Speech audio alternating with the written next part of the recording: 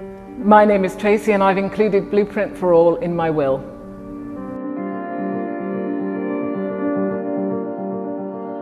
So I come from a place of disadvantage. I was in long-term foster care. I didn't have some of the opportunities that other people had.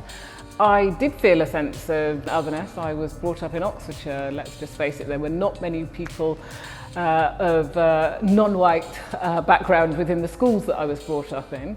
I think some of my behaviours were seen as troublesome rather than boredom, and it was only when somebody caught on to the fact that I was bored but bright that actually school managed to capture my attention.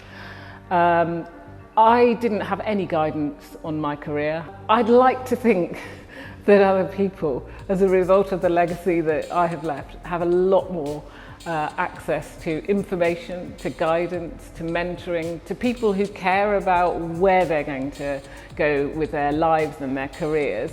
That really is what I hope my legacy will bring, which is some structure and some help and support, and people not feeling that they're alone and have to find their own way in the world.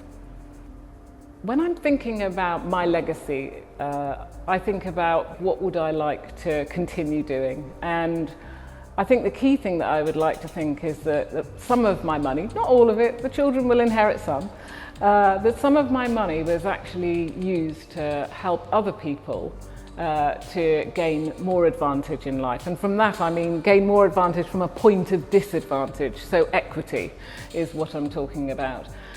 And I also feel that, even if I died in 30 years' time, I don't believe the work of equalising access and making sure that those who have been brought up either in an underrepresented or disadvantaged group, I don't believe that we will have equalised by then.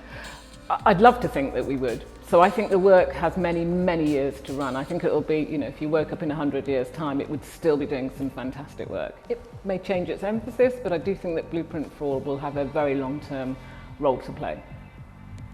I don't know how much money anybody wants to leave, and it really is a very personal decision. But for me, the decision was absolutely around what else can I do with the money that I've spent many years earning that would be really impactful beyond my lifetime.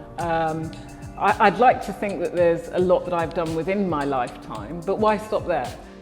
But I know from everything that I've experienced with Blueprint for All that it will go to something meaningful that deals with social mobility, disadvantage, underrepresentation, and a move towards a more equal society. Why would you not want to contribute towards that journey?